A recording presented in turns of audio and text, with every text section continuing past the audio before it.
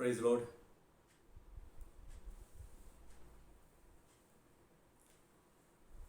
Mask போடுவது உங்களுடைய உயிருக்கு பாதுகாப்பு தரும். அதுபோல வேத வசனத்தை அறிந்து கொள்வது உங்களுடைய ஆத்துமாவுக்கு மகிமையை தரும் என்று விசுவாசிக்கிறேன். எல்லாரும் எப்படி இருக்கீங்க? நல்லா இருக்கீங்களா? இயேசு கிறிஸ்துவின் நாமத்தினாலே உங்கள் அனைவரையும் வாழ்த்துகிறேன். அக்கா, அண்ணன், தம்பி, தங்கச்சி, அப்பா, அம்மா, என்னுடைய எல்லா நண்பர்கள், உறவுகள் யாவரையும் இயேசு கிறிஸ்துவின் நாமத்தினாலே இன்று ஜெபத்தில் உங்கள் யாவரையும் வரவேற்கிறேன், ஆசீர்வதிக்கிறேன். ஹம்பிள் பிகினிங் மினிஸ்ட்ரி சார்பாக உங்களோடு பேசுறதுல ரொம்ப சந்தோஷப்படுறேன். ஒவ்வொரு வாரமும் தேவ ஆவியானவர் நம்மை வழிநடத்தி வந்து தேவனுடைய கிருபையினால் அவருடைய ஞானத்தினால் வழிநடத்தப்பட்டு வருகிறோம். அதுபோல இந்த வாரமும் ஆண்டவர் பேசும்படி காய் கொடுக்கப்பட்ட ஒரு வசனத்தையும் வார்த்தையையும் சொல்லி தியானிக்க விரும்புகிறேன். யாருமே பேச தயங்குற ஒரு சென்சிட்டிவான ஒரு விஷயம் அப்படின்னா கிறிஸ்தவர்கள் என்பவர்கள் இப்படிப்பட்டவர்கள் தான். You should not touch few things on Christianity அப்படின்னு ஒரு ஸ்டாண்டர்டான ஒரு காரியம் இருக்கு. கிறிஸ்தவர்கள் என்பவர்கள் இப்படிப்பட்டவர்களாக தான் இருக்க வேண்டும் என்று, அந்த இப்படிப்பட்டவர்களாக இருக்க வேண்டும் என்ற காரியத்திலே ஸ்ட்ரக்சர்டு அந்த காரியத்துல இந்த வேதத்தை தியானிக்கும் பொழுது சில விஷயங்களில அது ஸ்ட்ரக்சர்டு பை ஹூ அப்படின்னு கேள்விக்குறி கொண்டு வேதத்தை தியானிக்க சில கேள்விகள் எழுது. என்னன்னா, கிறிஸ்தவர்கள் என்பவர்கள் இப்படிப்பட்டவர்களாகத்தான் இருக்க வேண்டும் என்ற ஸ்ட்ரக்சர் உருவாக்கினவர்கள், அந்த உருவாக்கினவர்களுடைய கூட்டத்தில் ஒருவேளை விழுந்து போன சில ஆவிகளும் இருக்குமோ என்ற ஒரு அச்சம் தான். ஏன்னா நாம பார்க்கிற இந்த உலகத்துல சில காரியம், சில சென்சிட்டிவான விஷயத்தை தொட அநேகர் தயங்குவாங்க. They don't talk, they don't preach, they don't explore such sensitive topics. அதை மேலோட்டமாக சொல்லி கடந்து செல்வாங்க. அப்படி இல்லாம ஹம்பிள் பிகினிங் மினிஸ்ட்ரியில தேவனுடைய வசனத்தையும் அவருடைய உவமைகளையும் சத்தியத்தை தயங்காமல் விதைப்பதை தவறாமல் செய்து கொண்டிருக்கிறது. யாருக்காகவும் தேவனுடைய வசனத்தை புரட்டுகிறது. ஒருவேளை இப்ப பேசுகிற காரியம் கூட உங்களுடைய இருதயத்துல ஒரு கேள்விகளை கொண்டு வரக்கூடும். ஒருவேளை ஆவியானவர் உணர்த்துற காரியம் உண்மையாய் இருந்தால், எப்படியும் என்னுடைய சுயத்திலிருந்து சொல்ல போறது கிடையாது, வேத வசனத்தை காட்டி கொடுக்க போற.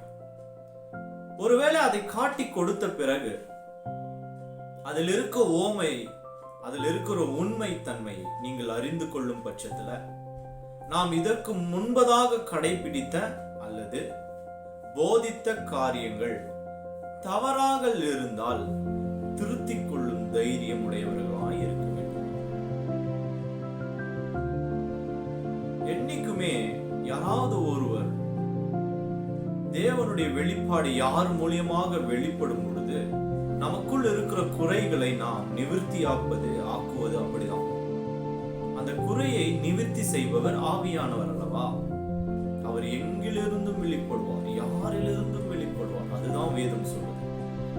சரி, இன்னைக்கு அப்படி என்ன சென்சிட்டிவான டாபிக் பேச போறோம்னா, அநேகரால் பேசப்பட்டு, ஆனால் நானும் பார்த்திருக்கேன், மேலோட்டமாக அந்த கோர் அப்படின்னுவாங்களே, மையம், அதை தொடாதபடிக்கு மேலோட்டமாக இப்படிதான் இருக்க வேண்டும் என்று சொல்லிக் கொண்டு போன ஒரு விஷயம். முக்காடு என்பது. ஒரு ஸ்திரீ முக்காடிட்டுக் கொள்ள வேண்டும் என்பதை கிறிஸ்துவம் அடித்தளமாக வைத்திருக்கிறது, ஆணித்தரமாக சொல்லுகிறது என்று போதிக்கப்பட்டிருக்கிறது. உண்மையிலே கிறிஸ்துவத்துல ஒரு ஸ்திரீயானவள், ஒரு பெண்ணானவள் துணியால் நெய்யப்பட்ட, நூலினால் நெய்யப்பட்ட ஒரு துணியை தன்னுடைய தலையின் மீது இட்டுக்கொள்வது கட்டாயமா, அதற்கு பேர் முக்காடா என்பதை நாம தெரிஞ்சுக்க போறோம். வேதத்தை தியானிக்கும் பொழுது ஆண்டவர் அநேக காரியத்தை நமக்கு தெரியாத, நாம் அவரை அண்டிக்கொள்ள கனப்படுத்துகிற காரியத்தை அநேக ஊழியர்கள் மூலியமாக வெளிப்படுத்தி இருக்காரு. வேதத்துல குறிப்பிட்டிருக்கிற ஊழியர்கள், அதுல முக்கியத்துவம் வாய்ந்தவர் என்று கருதப்படுபவர் சவுல் என்று அறியப்பட்ட பவுல்.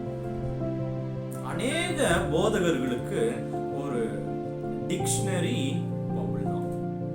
ஏன்னா எங்கும் குறிப்பிடப்படாத மிகவும் சென்சிட்டிவான எல்லா காரியங்களையும் டீல் செஞ்சு எக்ஸ்பிளைன் பண்ணியிருக்கிற ஒரே மனுஷன் இந்த வேதத்துல அவர் மாத்திரம் தான், வேற யாரும் கிடையாது. ஒரு அந்நிய பாஷை இருந்தாலும் சரி, தேவனுக்குரிய காரியங்களில் ஊழியம் என்பது விருத்த சேதனம் பண்ணப்பட்டவர்களுக்கு மாத்திரம் அல்ல என்ற தைரியமா நின்றதிலும் சரி, புறஜாதிக்கும் கிறிஸ்துவானவர் தேவன் என்று அறிவித்ததிலும் சரி, அன்றைய காலகட்டத்தில 12 சீஷர்களால் சொல்லப்படும் உபதேசம் தான் முக்கியத்துவம் வாய்ந்தது என்று அறியப்படும் பொழுது, எங்கிருந்தோ எழுப்பப்பட்டு வந்தவன் வேதத்தை புதிய ஏற்பாடிலே 75% மேலாக அலங்கரித்த உத்தம ஊழியன் பவுல். அந்த மனிதனுடைய விளக்கங்களை தான் நாம அநேக இடத்துல பேசிக்கொண்டு வரோம். அவருடைய விளக்கம் ஒரு மாம்சமான மனிதனுக்குரிய விளக்கமா இருந்தாலும், அவரு ஒரு மனுஷன் தானே நம்மை போல, ஒரு ஊழியக்காரன். அவருக்கும் தேவனுடைய அந்த தேவத்துவம் தேவைப்படும். எதற்குனா சில சென்சிட்டிவான தேவனுக்குரிய காரியங்களை வெளிப்படுத்த. அவர் இல்லாம, அவர் ஆவியில் நிரப்பப்படாம எந்த ஒரு விஷயத்தையும் சொல்லியிருக்க முடியாமல் போயிருக்கும். அப்போ அவருக்கு வேண்டிய அந்த தேவத்துவத்தை ஒரு மாம்சத்துவத்தோட கலந்துதான் எழுதியிருப்பாரு. அவருக்குள்ளும் ஒரு மாம்சம் இருந்திருக்கும். ஆனால் இங்க சொல்லப்பட்டிருக்கிற, வேதத்துல சொல்லப்பட்டிருக்கிற வசனங்கள் அப்படியே வசனங்களாக எடுத்துக்கொள்ள கூடுமானால் அது கூடாத காரியம். இன்றும் அப்படிப்பட்ட ஒரு அதிகாரத்தை வாசிச்சு, இதற்கு முன்பதாக நாம் தெரிந்து கொண்ட சில போதனைகளிலிருந்து வித்தியாசப்படுத்தி இதை வித்தியாசமாக காட்டுவது இந்த வீடியோ, இந்த காணொளியின் முக்கியத்துவம் இல்லை. நீங்க ஒருவேளை பார்த்துட்டு இருக்கலாம், பாஸ்டர்ஸ் பார்க்கலாம், தேவ பிள்ளைகள் பார்க்கலாம், விசுவாசிகள் பார்த்துட்டு இருக்கலாம். புதிய விசுவாசிகள் தேவனை அறிந்து கொண்டு கிறிஸ்துவத்திற்குள்ள கிறிஸ்துவை உடையவர்களாய் வந்திருக்கிற புதிய விசுவாசிகள் பார்க்கலாம். இது உங்களுடைய ஆவிக்குரிய வாழ்க்கையின் ஒரு துவக்கமாக இருக்கும். உண்மையிலேயே இந்த ரகசியம் உங்களுடைய இருதயங்களில் நான் பேசும்படியாக தேவனால் அறிந்து கொள்ளப்பட்ட, தேவனிடத்திலிருந்து பெற்றுக்கொண்ட ஒரு வசனம் வேதத்துல எங்க இருக்குன்னா 1 கொரிந்தியர்ல 11ஆம் அதிகாரம் தான். அதுதான் இன்னைக்கான டாபிக். அந்த சென்சிட்டிவான டாபிக் அங்கதான் இருக்கு. அந்த அதிகாரமே சென்சிட்டிவான டாபிக்கான அதிகாரம் தான். அத்தனை பேரும் ஒரு சபையில ஒரு ஊழியக்காரர் முதன்மையா சொல்லுகிற ஒரு காரியம் என்னன்னா, பெண்கள் முக்காடிட்டு கொள்ள வேண்டும் என்று. அநேக சபைகள போதகர்கள் போதிப்பது இதுதான். பெண்கள் சபைக்குள்ள நுழையும் பொழுதோ, ஜெபம் செய்யும் பொழுதோ, ஆராதனை வேளைகளிலோ தங்களுடைய தலையை தாங்கள் கொண்டு வரும் துணியால் போர்த்தி கொள்ள வேண்டும் என்பது, மூடிக்கொள்ள வேண்டும் என்பதுதான் கிறிஸ்துவத்தின் நடைமுறை என்று கற்பிக்கப்பட்டு வந்திருக்கிறது. ஆனால் உண்மையிலேயே அதுதான் கிறிஸ்துவத்துவமா? அதுதான் கிறிஸ்துவர்களா? அப்படிதான் ஒரு பெண்கள் இருக்கணுமா? தலையை மூடி துணியால் மூடிக்கொள்வதுதான் முக்காடா? அப்படின்னா இந்த அதிகாரத்துல சொல்லப்பட்டிருக்கிற பிரகாரமா? பரிசுத்த சவுலாகிய பவுல் என்ற தேவ ஊழியர் சொல்லி அதற்குள் தேவன் ஓமையாய் வைத்திருக்கிற அந்த ரகசியத்தை ஆராயும் பொழுது வெளிப்படும் ஒரு காரியம் உங்களை ஆச்சரியப்படுத்தும். என்ன தெரியுமா? பெண்கள் முக்காடிட தேவையில்லை. பெண்கள் இந்த துணி இருக்கு இல்லையா, அந்த துணியால தங்களுடைய தலையை போர்த்தி கொள்ள வேண்டும் என்ற அவசியம் இல்லை. உண்மையிலேயா? அப்படின்னா உண்மையிலேயே வேத வசனம் அப்படிதான் சொல்லியிருக்கு.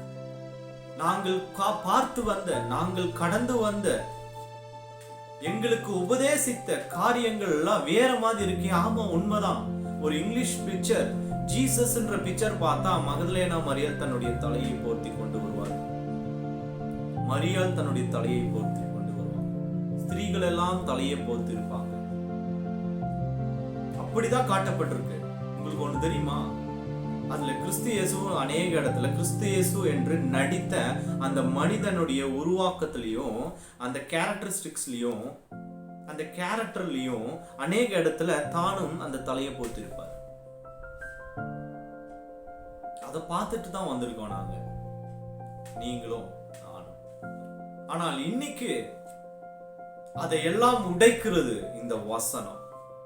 உண்மையிலேயே பெண்கள் துணியால் தலையை போர்த்திக் கொள்வதுதான் முக்காடானா அதை அவர் குறிப்பிடவே இல்லை. ஏன் பவுல் போய் கிறிஸ்துவை அறிவிக்கிற சமயத்துல ஒரு தலையை பத்தியும், ஒரு தலை முடிய பத்தியும், துணியை பத்தியும் உபதேசித்துக் கொண்டிருக்கும்? எதற்காக? நம்ம யோசிக்கணும்ல. அந்த காலத்துல தேவனை அறிந்த பிள்ளைகள், ஆசாரியர்கள், அவர்களுடைய மனைவிகள், அந்த தேசத்தில் இருந்தவர்கள், இது எல்லாமே ஈஜிப்த், பாபிலோன், இஸ்ரேல், அங்கு சுற்றி இருக்கிற நாடுகள், இங்கிருந்து உருவாக்கப்பட்டிருக்கிற காரியங்கள் தான். அந்த தேசத்துல, அந்த தேசத்துடைய கேரக்டரிஸ்டிக்ஸே என்ன தெரியுங்களா? அந்த தேசங்களுடைய கேரக்டரிஸ்டிக்ஸே என்ன தெரியுமா? பாலைவனம். அந்த பாலைவனத்துல வாழ்கிற மக்களுடைய வாழ்வாதாரம், வாழ்க்கை முறையே எப்படிப்பட்டதா இருக்குன்னா, அந்த வெயிலிலிருந்து தங்களை காத்துக்கொள்ள உபயோகித்துக் கொண்ட ஒரு நடைமுறை தான் முக்காடு என்று சொல்லப்படுகிற அந்த துணி. தலைக்கு போத்தி கொண்ட அந்த துணி. அந்த காலத்துல ராஜா மாத்திரமல்ல, அந்த தேசத்தின் அடிப்பட்ட ஜனமும் கூட தலையை போர்த்தி கொள்வது வழக்கமா இருந்துச்சு. பெண்கள் மாத்திரமல்ல, ஆண்களும். ஆனால் இங்கு 1 கொரிந்தியர் 11ஆம் அதிகாரத்துல சொல்லப்பட்டது பிரகாரமா நாம போகணும்னா, இங்க என்ன சொல்லப்பட்டிருக்குன்னா, புருஷன் தலையை போர்த்தி கொள்ள கூடாது, அப்படின்னா முக்காடிட்டு கொள்ள கூடாது. ஸ்திரீ முக்காடிட்டு கொள்ள வேண்டும். அப்படின்னா அந்த தேசங்களில தலையை போத்திட்டு இருக்காங்களே, அந்த தேசங்களிலே தலையை போர்த்தி கொண்டிருக்காங்களே யாரு? ஸ்திரீ மாத்திரமல்ல, புருஷர்களும். அதுக்கும் இந்த வசனத்துக்கும் சம்பந்தப்படுத்தி பார்த்தீங்கன்னா, இங்க இங்கு சொல்லப்பட்டிருக்கிற வசனமும் தலையை போர்த்திக் கொள்கிற துணியை பற்றினதான கருத்து அல்ல என்பது ரொம்ப தெளிவா நமக்கு புரியும். It's not about that. அப்போ எதை பற்றினது, அது எதை குறித்தது பார்க்கலாமா? 1 கொரிந்தியர் 11ஆம் அதிகாரம் 3வது வசனத்தை வாசிக்கலாமா? 1 கொரிந்தியர் 11ஆம் அதிகாரம் 3ஆம் வசனம் வாசிக்கிறேன், கேக்குறீங்களா என்னோடு? ஒவ்வொரு புருஷனுக்கும் கிறிஸ்து தலையா இருக்கிறார் என்றும், ஸ்திரீக்கு புருஷன் தலையா இருக்கிறான் என்றும், கிறிஸ்துவுக்கு தேவன் தலையா இருக்கிறார் என்றும் நீங்கள் அறிய வேண்டும் என்று விரும்புகிறேன். இங்கு தலை என்று குறிப்பிடப்பட்டிருக்கு. முதலாவது தலை என்று குறிப்பிடப்பட்ட உவமை என்ன அப்படின்னா, அந்த தலை என்பதன் பொருள் என்ன தெரியுமா? முதலாளித்துவம் என்பதுதான் பொருள். மற்றொரு அர்த்தம் என்னன்னா அடையாளம். உங்களுக்கு ஒண்ணு தெரியுமா? இந்த முழு சரீரத்திற்கும் அடையாளமே உங்களுடைய தலைதான். உங்களுடைய தலை இல்லைன்னா உங்களுடைய சரீரமோ அடையாளம் காணப்படாது. அப்போ இந்த சரீரம் முழுவதற்கும் அடையாளமா இருப்பது என்ன? இந்த தலை.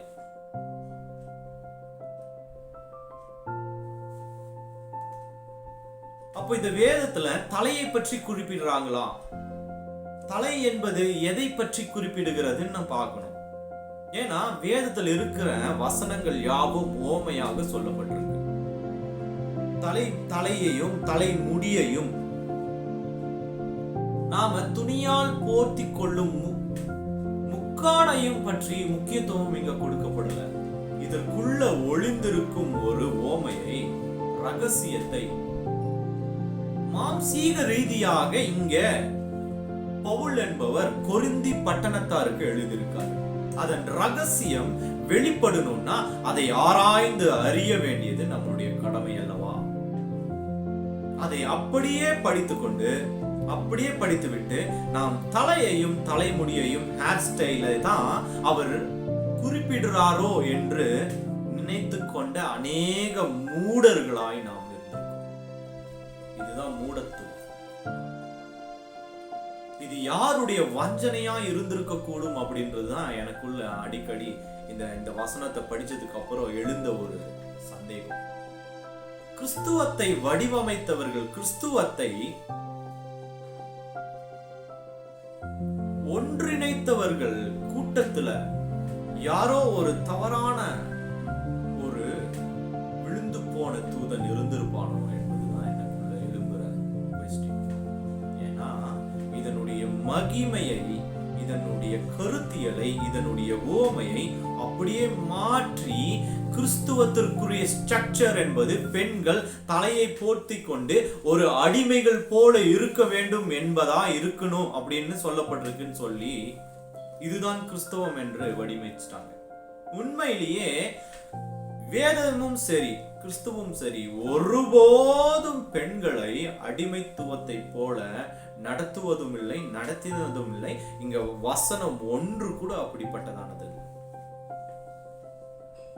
கிடையவே கிடையாது. ஒரு புருஷன் இப்படி இருக்கணும், ஒரு ஸ்திரீ இப்படி இருக்கணும் என்று சொல்லப்படுகிற காரியத்துல இன்னொரு கணம் ஒளிந்து இருக்கிறது. அந்த கணத்தை நம்ம ரொம்ப ஜாக்கிரதையா பார்க்கணும். இங்க இந்த வசனத்துல 3வது வசனத்துல சொல்லப்பட்டிருக்கிற காரியத்தை நல்லா கவனிச்சு பாருங்க. உங்ககிட்ட பைபிள் இருந்துச்சுன்னா மறுபடியும் எடுத்து வாசிங்க. புருஷன் என்பவன் கிறிஸ்துவின் தலையாய் இருக்கிறாராம்.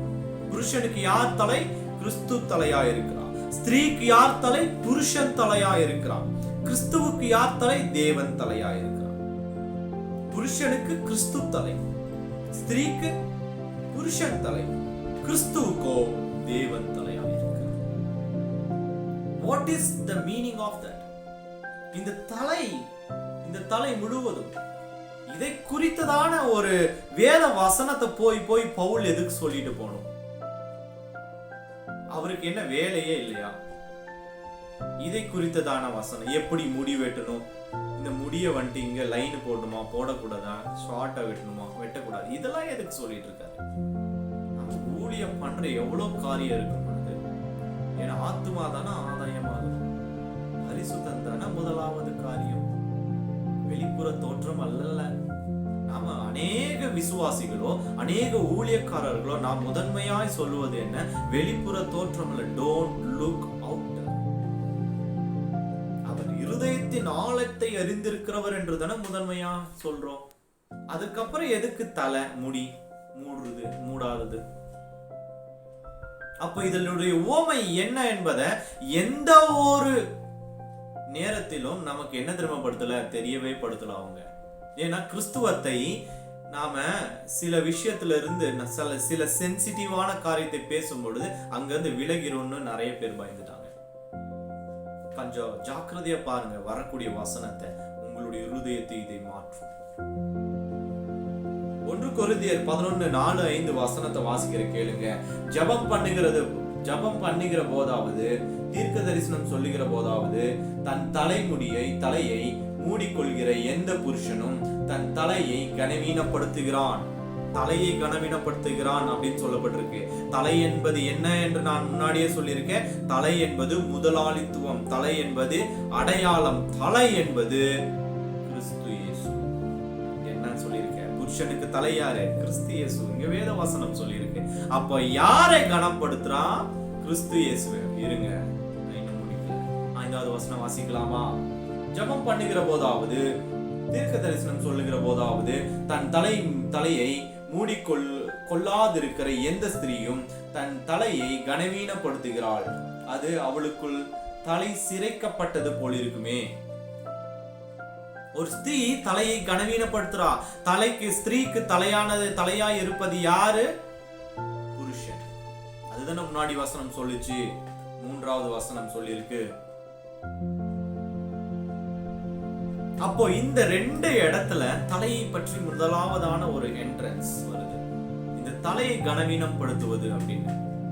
ஏன் தலையை பத்தி பேசிட்டு இருக்காங்க? என்ன தலை? What is the meaning of that? புருஷனுடைய தலையை ஸ்திரீ கனவீனப்படுத்துறா. எப்போ? தன் தலையை என்ன செய்யாமல் இருக்கும்? மூடிக்கொள்ளாமல் இருக்கும். மூடி அப்படின்றதுலதான் நம்ம ஆளுங்களே விழுந்து போனது. எங்க வஞ்சிக்கப்பட்ட தெரியுமா பிரதர் அண்ட் சிஸ்டர்? இந்த மூடிக்கொண்டுன்ற வார்த்தையில தான் வஞ்சிக்கப்பட்டிருக்கோம். மூடிக்கொண்டு அப்படின்றது துணியால தான் அப்படின்னு நம்பப்பட்டது. அதுதான் போய், துணியால கிடையாது. மூடிக்கொண்டது அப்படின்ற இங்க வார்த்தை சொல்லப்பட்டிருக்கு இல்லையா? அந்த வார்த்தையாவே எடுத்துட்டாங்க, அதே மாதிரி போதிச்சுட்டாங்க. அதனால நம்மளையும் விழ தள்ளிட்டாங்க கீழே. கிறிஸ்துவத்தை உடையவர்கள் இப்படி கொண்டு வந்திருக்காங்க. இதுதான் ஸ்ட்ரக்சர்ன்ட்டு வந்துட்டு நினைச்சு இதுதான் ஸ்ட்ரக்சர்னு சொல்லிட்டாங்க. உண்மையிலேயே என்ன தெரியுமா சிஸ்டர்? உங்க தலையை நீங்க மூட வேண்டிய அவசியமே இல்லை. துணியால நான் சொல்றேன், நாட் நெசசரி. உண்மையா பிரதர்? வசனம் தான் சொல்லுங்க. மூடிக்கொண்டுன்றத அங்க இருந்து புடுங்கிட்டாங்க. எங்க? அந்த தேசங்களில அவங்க துணியால மூடிக்கொண்டு சுத்துவாங்க. ஏன்னா வெயில் தாங்க முடியாது, கண்ணு பொட்டு போயிடும். அங்க அடிக்கிற வெயிலுக்கு கண்ணு தெரியாம போயிடும். அதை மறைக்கிறதுக்காகவும் மூளை மழுங்கி போயிடும். அந்த வெயில் உள்ள போச்சுன்னா, அந்த கதிர் வெளிச்சம், அந்த ஹீட் உள்ள போச்சுன்னா, தங்களை காத்துக் கொள்வதற்காக செய்யப்பட்ட ஒரு நடைமுறையை வசனத்தோடு இணைத்து இங்க என்ன மூடிக்கொண்டிருக்கிற அப்படின்றதுல மூடின்றதை எடுத்துட்டாங்க. எதை வச்சு மூடுவோம்?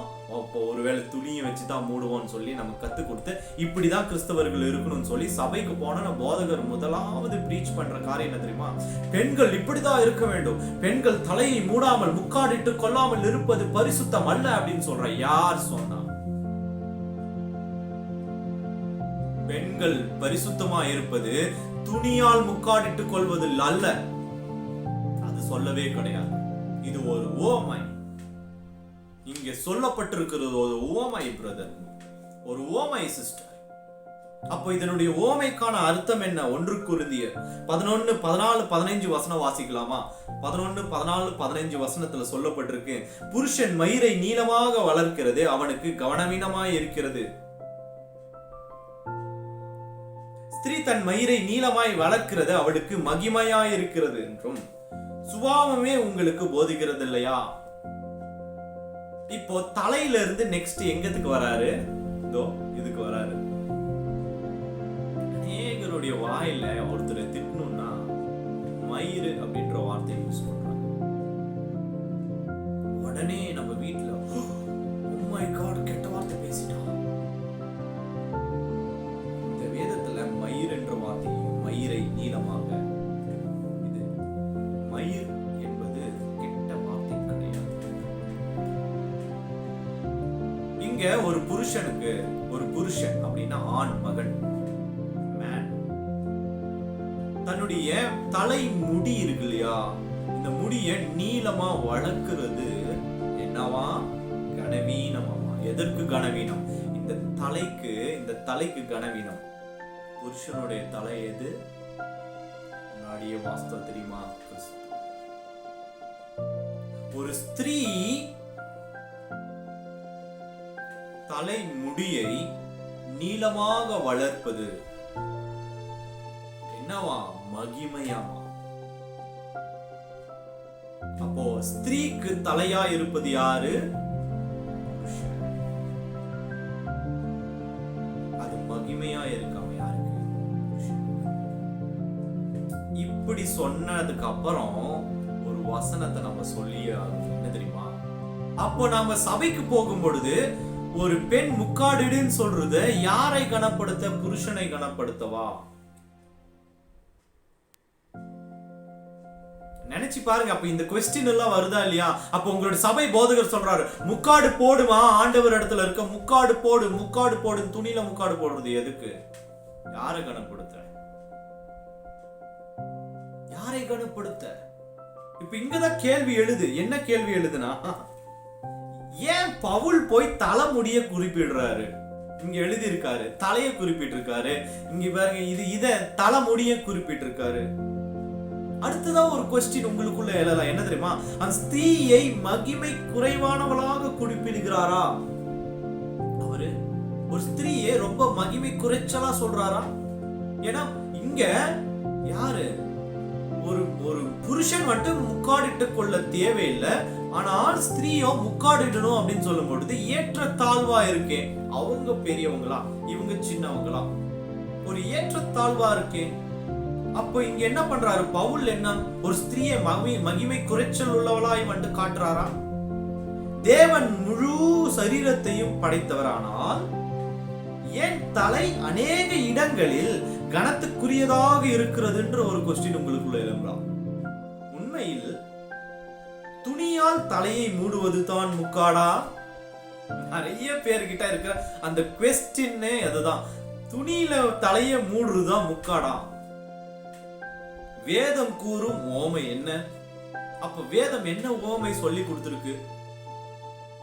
பெண்கள் துணியால் தலையை மூடுவது சரியா தவறா? தலையால அந்த தலையை ஸ்கார்ஃபா ஒரு துணியால மூடிக்குவாங்க, இப்படி கட்டிக்குவாங்கல, அது கரெக்டா தப்பா? உண்மையில் முக்காடு என்பது எது? அநேகருடைய பரிசுத்தம் என்பது எங்க தெரியுமா சொல்லுவாங்க? ஒரு சபையில போனோன்னு அந்த பெண்கள் சின்னதுல இருந்தே வளர்த்து வருவாங்க. என்ன தெரியுமா? தலைக்கு ஸ்கார்ஃப் கட்டிட்டு உள்ள போ, தலைக்கு மூடிட்டு உள்ள போ. தலையை மூடுவது துணியால் கிடையாது என்பதை உணராதவர்களா தான் நம்ம இன்ன வரைக்கும் இருந்திருக்கோம். என்ன தெரியுமா? நமக்கு கற்றுக் கொடுத்த முன்னோர்கள் நமக்கு எதை கற்றுக் கொடுக்க மறந்துட்டாங்க?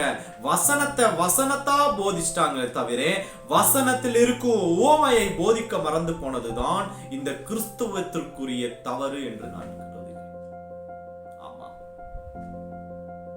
இங்க சொல்லப்பட்டிருக்கிறது ஒரு ஓமை அல்லவா? பவுல் எதுக்காக தலையும் முடியையும் பற்றி சொல்லிட்டு இருக்க வேண்டும்? அவருடைய ஊழிய பாதையில அவர் சொல்லக்கூடியது என்ன? தேவன் வெளிப்படக்கூடியது என்ன? வெளிப்படுத்தும் ஓமை என்னங்க?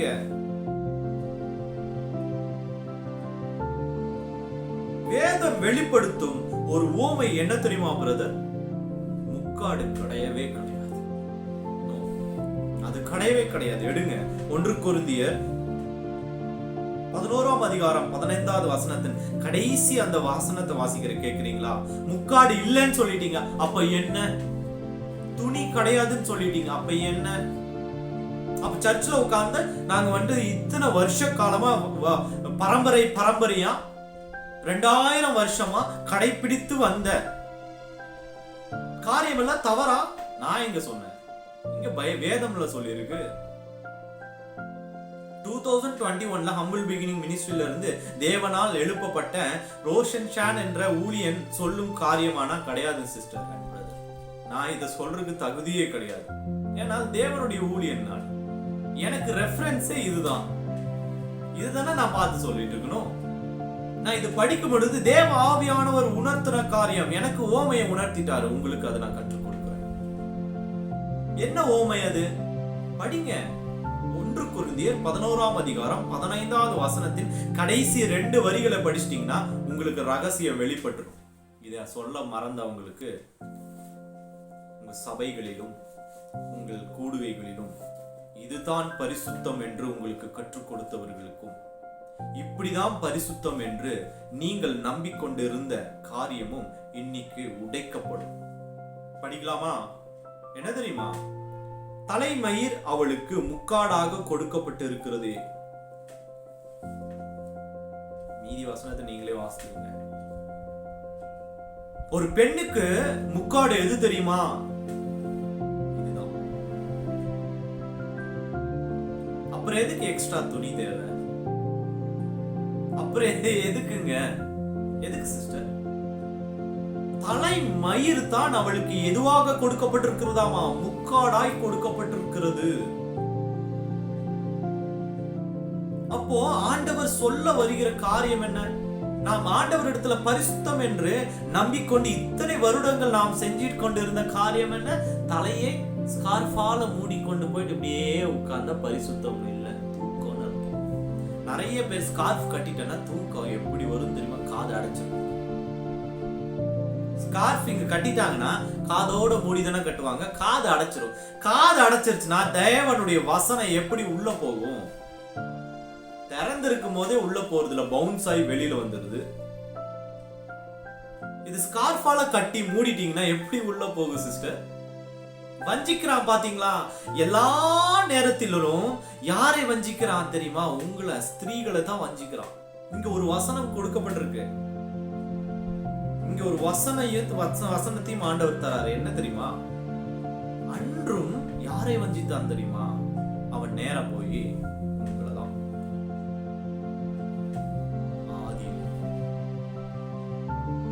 இன்றும் என்ன தெரியுமா பண்றான்? நீங்க தேவனுக்குரிய காரியங்களையும் ராஜ்யத்துக்குரிய வசனத்தையும் எந்த வகையிலும் கேட்டக்கூடாதுன்னு வஞ்சிக்கும்படிக்காய் உருவாக்கப்பட்டதுதான் துணி தலைக்கு மூடுறது. துணி இனிமே தலைக்கு மூடுவது தேவனை கனவீனப்படுத்துவதா தான் இருக்கும். ஏன் தெரியுமா? ஆல்ரெடி உங்களுக்கு ஒரு முக்காடு கொடுக்கப்பட்டிருக்கு. அதுதான் உங்களுடைய தலைமுடி. நீங்க சபைகளிலே துணியை மூட வேண்டிய அவசியம் இல்லை. எந்த ஒரு சபையா இருந்தாலும் சரி, இதுதான் சத்தியம், இதுதான் உண்மை. இதை நீங்க எங்க வேணா வெளிப்படுத்தலாம். கொலோசையர் 1ஆம் அதிகாரம் 18வது வசனம் எடுக்கிறீங்களா? கொலோசையர் 1:18 வாசிக்கிற கேளுங்க. என்ன சொல்லப்பட்டிருக்குன்னா, அவரே சபையாகிய சரீரத்திற்கு தலைவர். ஒரு வசனம், ஒரு வரி போதும். அவரே என்னவா? சரீரமாகிய சபைக்கு தலைவர். நாம் எல்லாரும் என்ன அப்படின்னா சரீரமா இருக்கிறோமாமா ஆண்டவருடைய அங்கத்துல. ஆண்டவருடைய கூடுகையில நாம் யாவரும் என்னவா இருக்கிறோமா? சரீரமா இருக்கிறோம். இங்க சொல்லப்படுகிற ஓமைகள் கூட அப்படிதான். உங்களுடைய உடம்பை பத்தி அவர் பேசவே இல்லை. உங்களுடைய தலையை பத்தி அவர் பேசவே இல்லை. உங்களுடைய முடியை பத்தி பேசவே கிடையாது. இங்க சொல்லப்படுகிற காரியம் எல்லாம் என்ன தெரியுமா? நீங்கள் ஒவ்வொருவரும் என்னவா இருக்கீங்களாமா? நாம எல்லாரும் எப்படி இருப்போமாமா? தேவனுடைய சபையின் சரீரம். அப்போ உங்களுடைய சரீரத்திற்கு ஒரு தலைவன் வேணும். உங்களுடைய சரீரத்திற்கு ஒரு அடையாளம் வேணும். உங்களுடைய சரீரத்திற்கு ஒரு முதலாளி வேணும். உங்களுடைய சரீரத்திற்கு ஒரு ரட்சிப்பு வேணும். உங்களுடைய சரீரத்திற்கு ஒரு முகவரி வேணும். உங்களுடைய சரீரத்தின் மகிமையே கிறிஸ்துவினால் மகிமைப்படும் தேவன். அதுதான் இங்கு சொல்லப்பட்டிருக்கிற இந்த வசனத்திற்குரிய உவமை. இந்த வசனத்தை எடுத்துதான் காலம் காலமாக தப்பான உபதேசத்தை திணித்து கொண்டு வந்து இன்னைக்கு எங்க வந்து நிறுத்திருக்காங்கன்னா, ஒரு சின்ன பெண் சபைக்குள்ள போகும்போது துணியால தலையை மூடிட்டு போகிற மாதிரி போயிட்டாங்க. முக்காடுன்றது அதுதான் நினைச்சிட்டாங்க. தப்பு சிஸ்டர், தப்பு பிரதர், அது கிடையாது முக்காடு. உங்களுக்கு படைப்பிலேயே முக்காடிட்டு தான் ஆண்டவர் படைச்சிருக்காரு. You born by you covered. நீங்க படைக்கும் பொழுதே முக்காடிடப்பட்டு படைக்கப்பட்டவர்கள் ஸ்திரீகள். உங்களுக்கு தனியா முக்காடு துணி தேவை கிடையாது சிஸ்டர். நீங்க துணியை போத்துனீங்க, உங்க காது மூடிக்கும் வசனத்தை கேட்க முடியாது. இதுதான் உண்மை. நீங்க சொல்லப்பட்டிருக்கிற காரியம் அதற்குரியது அல்ல சிஸ்டர். உங்க துணியை குறித்ததான அல்ல, உங்க தலையை மூடுகிற துணியை குறித்ததான அல்ல. பெண்டிகாஸ்டல் சர்ச்சோ சிஎஸ்ஐ சர்ச்சோ என்ன டினாமினேஷனோ இந்த வசனத்தை மறுபடியும் மறுபடியும் மறுபடியும் வாசிங்க. இதை கேட்டுக்கொண்டிருக்கிற சகோதர சகோதரிகளே, தேவ ஊழியர்களே, ஒருவேளை நாம வாசித்த, நாம வெளிப்படுத்தின, போதித்த காரியத்துல குறை இருந்துச்சுன்னா திருத்திக் கொள்ள தைரியம் இருக்கா? திருத்திக்குங்க. சொல்லப்பட்டிருக்கிற வசனம் உவமை. மறுபடியும் சொல்றேன், தேவன் இங்கு சொல்லப்படுகிற வெளிப்படுத்துகிற காரியம் உங்களுடைய தலையை துணியால் மூடுவது அல்ல. Women are by birth covered. They no need extra cover. Then why they talk about that? ஏன் முக்காடு முக்காடு முக்காடு என்று பேசுகிறார்கள்?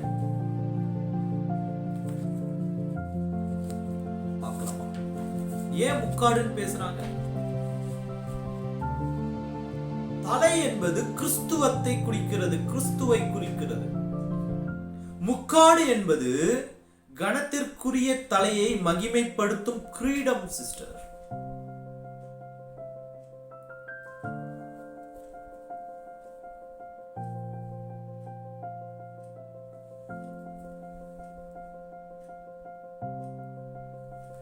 தலை கிறிஸ்துவை குறிக்கிறது. உங்களுடைய முடியோ எதை குறிக்கிறது? அதற்கு மேல் இருக்கும் கிரீடத்தை குறிக்கிறது. கிரீடம். அநேக இடத்துல பவுல் சொல்லி இருப்பாரு, மகிமையுள்ள கிரீடம், தேவ கிரீடம். அந்த கிரீடத்தை பெற்றுக்கொள்ளணும். அநேக இடத்துல முடியை பத்தி சொல்லியிருக்காங்க. நரை மயிரானது உங்களுக்கு கிரீடமா இருக்கிறது, மகிமை கிரீடம். அது கிரீடத்தை குறிக்கிற சொல். மயிர் என்பது ஒரு கிரீடத்தை குறிக்கிற சொல். அப்ப இங்க ஓமையா சொல்லப்பட்டிருக்கிறது என்ன தெரியுமா? பெண்களுக்கும் ஆண்களுக்கும் இந்த கிரீடத்தை இழந்துராதீங்கன்னு சொல்றாரு. By birth I have created like this. Don't change yourself because it's a crown for your head. Don't change it. அதுதான் இந்த வசனங்களின் ஓமை. ஏன் தெரியுமா? ஏன் ரொம்ப குறிப்பிட்டு சொல்றாரு தெரியுமா சிஸ்டர்? எதற்காக முக்காடு என்பது ஒரு ஒரு தேவை என்று சொல்றாரு தெரியுமா? முக்காடுன்றது மறுபடியும் சொல்ற துணி கிடையாது. நான் சொல்ற முக்காடு என்பது உங்களுடைய தலை மயிர். அது ஏன் குறிப்பிட்டு அதை எடுத்துறாதீங்க, அது கட் பண்ணிராதீங்க, அதை சிரைச்சி அதை எடுத்துறாதீங்க அப்படின்னு சொல்றாருன்னு தெரியுமா? எதுக்கு காரணம்னு தெரியுமா? அது ஒரு கிரீடமா இருக்கு.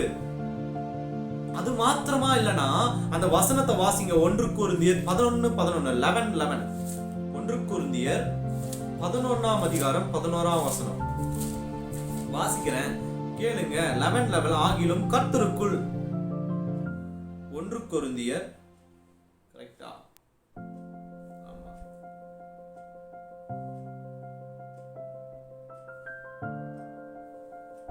11:11 கிறிஸ்துவுக்குள் ஸ்திரீ இல்லாமல் புருஷனும் இல்லை, புருஷன் இல்லாமல் ஸ்திரீயும் இல்லைன்னு சொல்லப்பட்டிருக்கு. யாரையும் தாழ்த்தி இங்க சொல்லப்படல. உங்களை தாழ்த்தி சொல்லப்பட்டிருக்க ஒரு காலமும் கிடையாது. பெண்கள் என்பவர்கள் குறைவானவர்களா, ஆண்கள் என்பவர்கள் மகிமைக்குரியவர்களா அப்படின்னா அந்த வார்த்தைக்கு நான் அங்க கேள்வி கேட்டிருந்தேன். பெண்கள் என்பதை தாழ்த்தியே இருக்கேன், அவங்க மட்டும்தான் இது ஸ்கார்ஃப்ல கட்டணும், மூடிட்டு வரணும், என்ன இது ரொம்ப தாழ்த்துற மாதிரி இருக்கு, அடிமை மாதிரி இருக்கு அப்படின்னா உண்மையிலே இங்க ஒரு வசனத்தை அதனாலதான் அவர் உண்மையிலேயே சொல்லிட்டாரு. என்ன தெரியுமா, இங்க சொல்லப்பட்டிருக்கிற ஓமைய நீங்க என்ன எப்படி படிப்பீங்கன்னு அவருக்கே தெரிஞ்சிருக்கு. வசனத்தை அப்படியே வார்த்தையா படிச்சுட்டு அதுதான் அர்த்தம் என்று உணர்ந்து கொள்வீங்கன்றதுக்காகத்தான் இங்க ஒரு வசனத்தை எக்ஸ்ட்ரா கொடுத்துற. என்ன தெரியுமா, ஆகிலும் கர்த்தருக்குள் ஸ்திரீ இல்லாமல் புருஷனும் இல்லை, புருஷன் இல்லாமல் ஸ்திரீயும் இல்லைன்னு சொல்லிட்டாரு. பட் ஏன் தலையை குறித்துதான இவ்வளவு காரியம், முக்காடு குறித்ததான இவ்வளவு காரியத்தை சொல்றாரு தெரியுமா? ஏன் தெரியுமா? படிங்க, 1 கொரிந்தியர் 10வது வசனத்தை படிக்கலாமா? என்ன தெரியுமா, ஆகையால் தூதர்களின் நிமித்தம் ஸ்திரீயானவள் தலை மேல் முக்காடிட்டு கொள்ள வேண்டும் அப்படின்றதுக்காக தான். யாரு தூதரானவர்களுக்காக? எதுக்கு தூதனுக்காக போய் நாம முக்காடு போடணும்?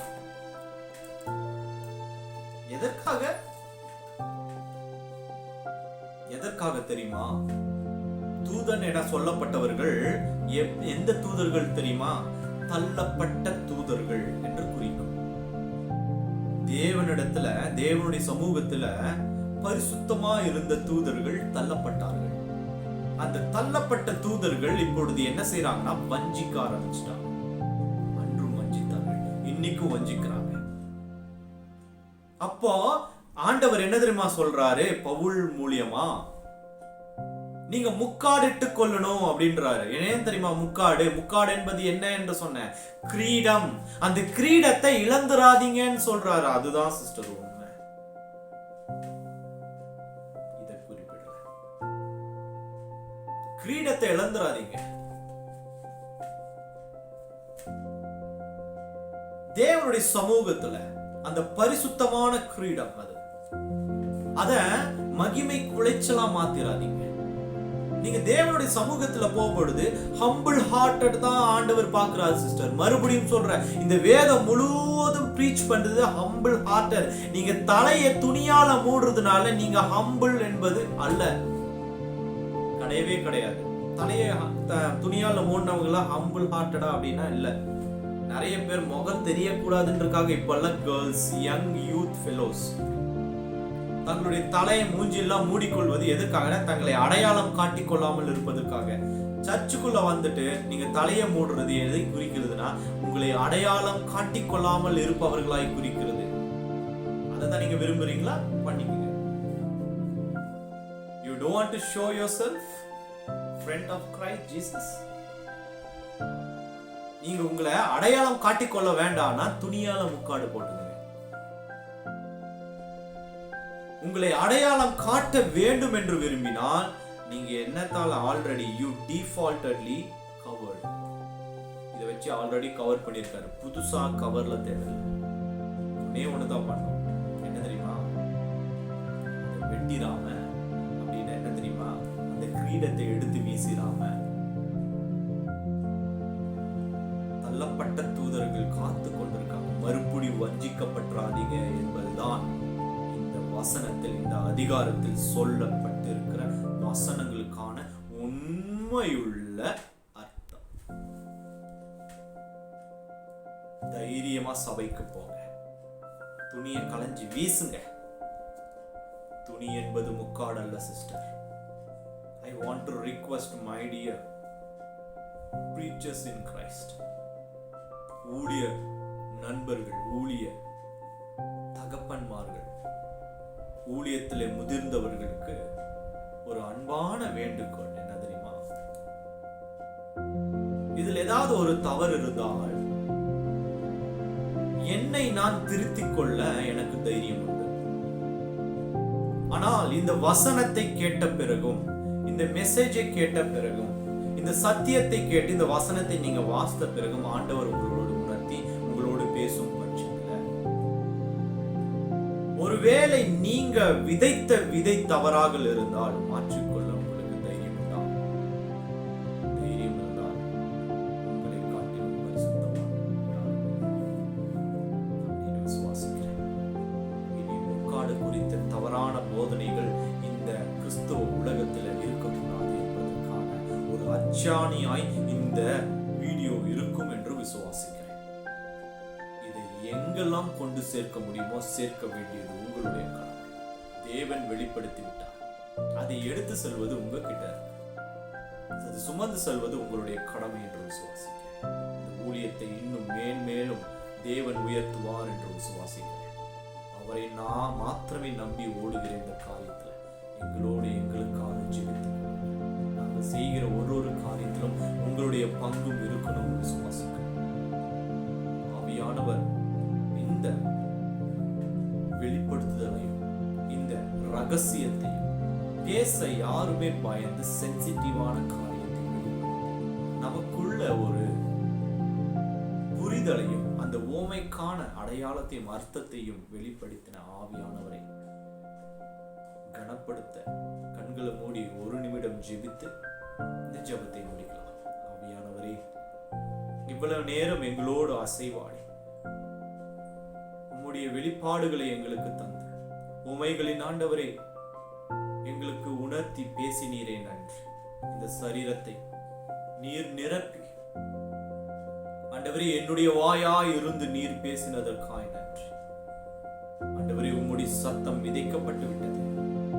காதுள்ளவன் கேட்க உம்முடைய சமூகத்தில் ஒப்புக் கொடுக்கிறேன். எங்களை கனப்படுத்தினீரே நன்றி. விசுவாசிக்கிறோம்.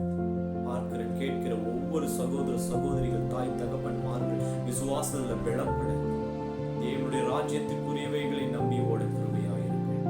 பிசாசானவனால் தள்ளப்பட்ட தேவ தூதர்களால் வஞ்சிக்கப்படாதபடிக்கு ஆண்டவரே பாதுகாப்பான கரத்தில் ஒப்புக்கொள்கிறேன். இயேசுவின் நாமத்தில் ஜெபம் கேளும் ஜீவனுள்ள நல்ல தகப்பனே, ஆமென். ஆத்துமாவே கர்த்தரை ஸ்தோத்திரி, என் முழு உலகமே பரிசுத்த நாமத்தை ஸ்தோத்திரி. ஆத்துமாவே கர்த்தரை ஸ்தோத்திரி. கர்த்தர் செய்த